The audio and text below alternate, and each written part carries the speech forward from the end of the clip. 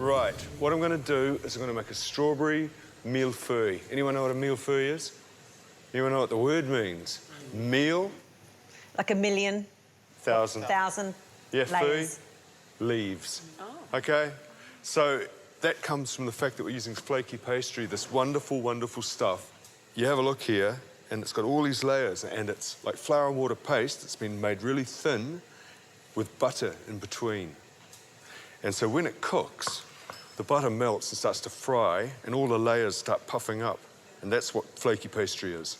And because it's in this particular shape, which makes it rise, when you're using it, you can't just sort of go like this. You've got to keep those layers horizontal all the time. So if you have any offcuts in it, you don't just sort of put them into a ball and roll them out again, because you've upset all the layers if you do that. What you've got to do is you've got to put them all on top of each other nice and flat, and then you can reuse them. But anyway, we've got a really lovely piece of flaky puff pastry here made with butter, which is the way it's supposed to be made. If I'm buying this stuff, I always buy the one with butter. Love it. You know, butter's good stuff. Just don't eat it every day, that's all. Tracy Lee, I've got a few other things that need to be done while I'm doing this. So would you like to race up and help me? Absolutely. All right. Now, this is what I want you to do. See these big, gnarly-looking strawberries? I want you to whip the hulls out, take that bowl, don't get those green bits, and I just want you to slice them like that, all right? Great. Do about 3/4 of that bowl. First thing I need to do is roll out the pastry. And I'm going to make 3 rectangles that are going to be the 3 layers of this funny little sweet French club sandwich I'm making. When you're rolling, you get some people, they're rolling, you know, just sort of hoping it's going to make it do what you want to do, you know? Be gentle with it. You don't want to upset those layers. Need a little bit of flour, but make it go where you want it to go. I'm going to roll this into a large sort of rectangle, and then I'm going to cut it into 3 rectangles, about 15 centimetres by 30 centimetres, which is quite big. So I think we're there. And 1, 2, 3. That piece there will be made into a small jam tart, you know, for my daughter or something like that, which is always the big treat thing when you're doing pastry. So they can go on there like that. Because they've got lots of butter in them, they're never going to stick to anything. And how do I stop this from rising? Because I don't want this to rise in the oven. How do I stop that? Yeah? Prick it with a fork? Yeah, it's called docking. I'm going to dock this with a fork all over. And that stops those layers from rising, but still gives me a really crisp piece of pastry, which is what I want. What you don't want with flaky pastry, and I'm sure you've all tried it, it's really nasty, is flaky pastry that hasn't been really well cooked and is slightly greasy and slightly soft. It's nasty, you don't like it. Flaky pastry is such lovely stuff, it should be crisp and it should have that lovely browned butter flavour. Yeah, it's good stuff. This goes in the oven, and whoopee-doo-dah. Here's one we baked earlier. Got the idea? That would have been in at 200 for 20 minutes at least. A lot of people think 10 minutes. It's not long enough. You know, you can cook this stuff quite a long time because you want to get that crisp, no greasy, no softness. Yeah, Jax. So, Ray, with flaky pastry, you don't have to rest it at all? No, you don't. It's sometimes a good idea to put it, if it's very soft, to put it back in the fridge for a while and let it harden up so that those layers can sort of fry almost like one at a time, and they'll just go up and up and up like that. This one is a lot more forgiving. I'm not interested in a great big rise out of this. What I'm wanting is crisp, brittle pastry that's going to break and in no way be greasy and soft. That's why I've cooked them so well. Right, put that over there. As usual, you're going to do all the work. You're going to whip some cream. So let's throw some cream in there. And a bit of brandy. Or Cointreau, orange liqueur, grappa, kirsch. Bit of alcohol going on there, some sugar. Now beat that until it's nice and thick, but no way buttery. Okay, we're getting quite thick here, aren't we? This is when you've got to pay attention. You don't want to end up with butter. No. Now, I'm thinking we should stop doing that. Always safer to do this once you get it and get the whisk out, the hand whisk, where you've got more control over it.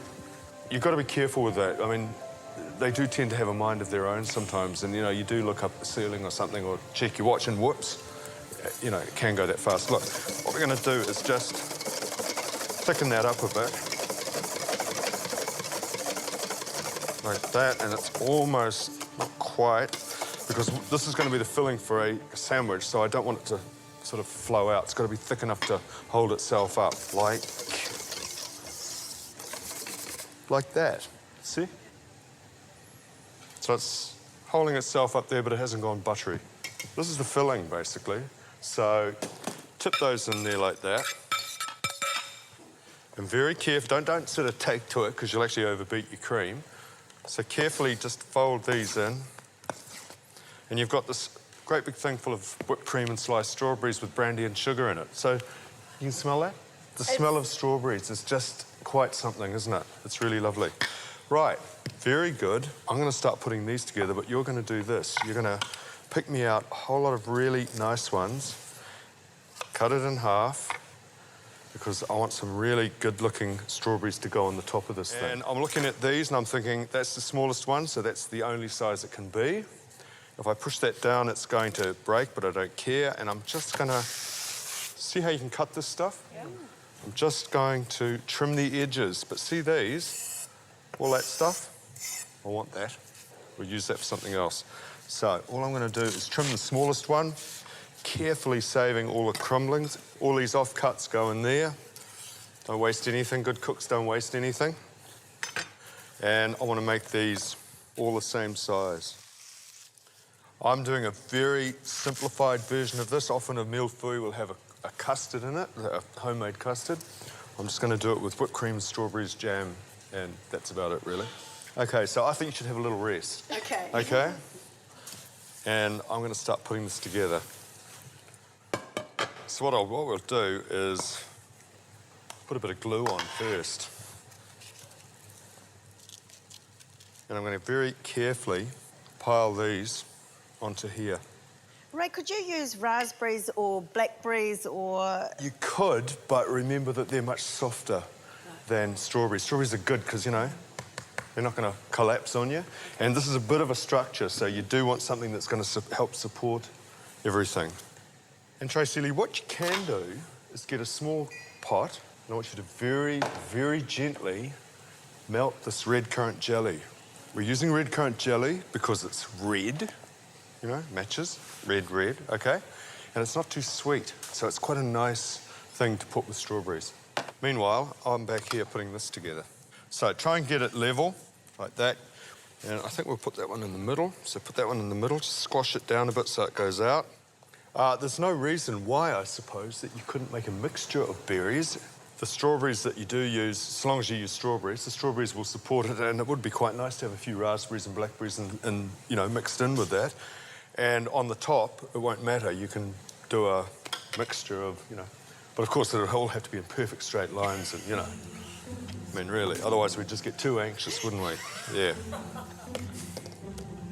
Look, this may seem really compulsive, you know, obsessive about being in the kitchen, but you do this so that, A, you never make messes for other people, and B, you can work efficiently. You cannot work in a kitchen if there's a mess everywhere. Put this lid on top. Push it down, push the whole thing down a bit. And we're going to paste the edges together. See what happens? Spread it all over the pastry. Keep a little bit of the cream to do that. The smell of these strawberries, it's intoxicating, isn't it? I just love that. It smells like summer, smells like Christmas. It smells good. Makes your cheeks sing, you know, when you get that. Makes your cheeks sing. Right. Is that something that goes on down in Taupo? I know what you mean. You get that? Yeah. So, you sort of square it all up, like that, and then you get all these. These are the offcuts. Wouldn't work unless it was cooked properly. Don't break them into an absolute sort of powder. It's good to see a few bits. And then you just slap these up against the edge, OK? So that you don't waste anything. You can make this several hours before you want it. The pastry will soften rather nicely without going soft and nasty. Tracy Lee, you are going to very carefully, without wrecking my creation, paint the top of that with some red currant jelly. Are we all nice and That's better. Square. Now slap it on. Just light, nice light touch. Very nice indeed. All the way to the edges? Yeah, all the way to the edges. Lovely. Okay. Michael. Ray, could you do it with strawberry jam on top? You could do it with the strawberry jam, but strawberry jam is very sweet. So it gets a bit sickly. Whereas that stuff isn't so sweet. Right. Yeah, a little bit tart, you know? Now, this is why I got you to do this, because what I want to do is get 3 across there. We'll just squeeze those on and see where we're going. I think we've over-catered a wee bit here, but, like that. And perfect. And that's all we need, and we just pretend we didn't cut all those up. They can go into a lovely fruit salad or something like that. And, of course, this stuff, once it's cold, this is still quite hot, it'll go like jam again. It'll set. When you put this on, really slap it on. Fill all those little gaps and everything. You plaster those strawberries with the red currant jelly. You can do the same thing with an empty tart shell, like a sweet tart shell. Whipped cream and strawberries, these things on top, hit it with the jam and you've got a strawberry tart. Dead easy. It's a simple dish, but with all simple dishes, as I've said before, there's nowhere to hide, so you've got to get it all right. And the other thing in summer is that you don't want to be in a hot kitchen working with... Yeah, I do. I love being in a hot kitchen. I don't care. But like a real summer... No, cooks love it. We just cook. That's what we do. We cook. We cook all the time. We don't care if it's hot.